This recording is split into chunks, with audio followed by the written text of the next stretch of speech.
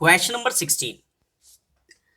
A sum of money amounts to rupees 10,240 in 2 years at 6 whole 2 upon 3% per annum, compounded annually. Find the sum. देखिए इसने हमसे पूछा find the सम का मतलब क्या होता है? प्रिंसिपल। तो हमको कहना पड़ेगा let principal equals to X rupees. ठीक है। A sum of money amount to इतना, मतलब अमाउंट कितना दे रखा है? अमाउंट दे रखा है इन्होंने 10,240 ठीक है। ये 2 years क्या है? ये टाइम है 2 years। ये क्या है? ये रेट है। कितना है? 6 whole 2 upon 3% पर एनम। पूछा क्या है इसने? प्रिंसिपल। ठीक है।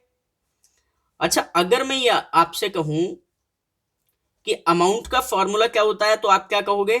प्रिंसिपल 1 प्लस आर अपॉन 100 की पावर एन, ये होता है। और ये अमाउंट सॉल्व करके जो आता वो गिवन है क्वेश्चन में, कितना है? 10240। समझ गए? तो अब आपको क्या करना है? सिर्फ वैल्यू पुट करनी है। तो देखो प्रिंसिपल कितना है नहीं पता, तो उसको लिखो x ब्रैकेट 1 प्लस रेट कितना है, ये इसको थोड़ा चेंज कर लो।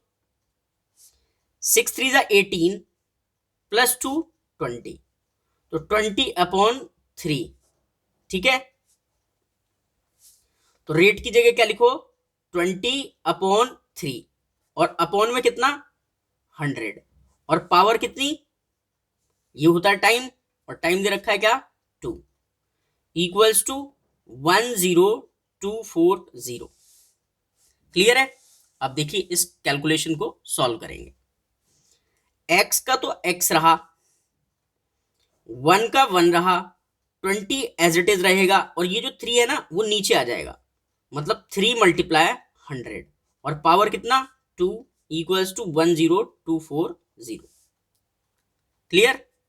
अच्छा देखो, इससे ये जीरो कैंसिल, 2 की टेबल से 2 1 जा 2 और 2 5 जा 10, तो नीचे कितना बचा? 15, 3 5 जा 15, 15 1 जा 15 और 1 16, तो 16 अपॉन 15 की पावर कितना? 2, और x ऐसे ही चल रहा है, और इक्वल्स टू 10240। ये लिखा है 16 का स्क्वायर, मतलब आप 16 की मल्टीप्लाई किससे करोगे? 16 से। और अपॉन में क्या है? 15 अपॉन 15, मतलब 16 अपॉन 15 दो बार लिखना है, और इक्वल्स टू 10240। हमें क्या चाहिए? हमें चाहिए x, और ये एज इट इज रखा है हमने।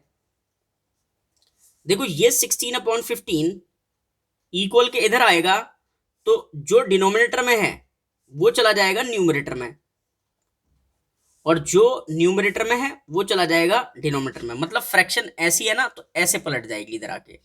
सेम ये वाली भी। ठीक है। अब हमें क्या करना है? कैलकुलेशन सॉल्व करनी है। अगर मैं 2 की टेबल से कट करता हूं तो ये तो 8 आएगा, और इसको करता हूं तो आएगा 5120। फिर 2 की टेबल से कट करता हूं तो ये आएगा 4, और ये कितना आएगा? ये आएगा 2560। फिर 2 के टेबल से कट करो तो ये आएगा 2, और ये आएगा कितना? 1280। फिर 2 के टेबल से कट करो, तो 2 की टेबल से कट करोगे तो 2 6 जा 2 4 जा और 0, और देखो 16 की टेबल में डायरेक्ट 64 आता है, 16 4 जा 64 और एक 0। ठीक है। अब देखिए 15 के मल्टीप्लाई 15 से करो, मतलब 15 का स्क्वायर, वो कितना होता है? 225, और उसकी मल्टीप्लाई करनी है 40 से, तो मैं सिर्फ 4 से करता हूं। तो 4 5 जा 20 की 0 कैरी 2, 4 2 जा 8 और 10 की 0 कैरी 1, और 4 2 जा 8 और 1 9। तो मतलब कितना आया, एक जीरो और था, तो इसका आया 9000 रुपीज। ये क्या है, ये वो सम है, मतलब प्रिंसिपल। यही हमारा क्या है, आंसर। आई होप आपको क्वेश्चन समझ में आया होगा। चलते हैं अब नेक्स्ट क्वेश्चन पर।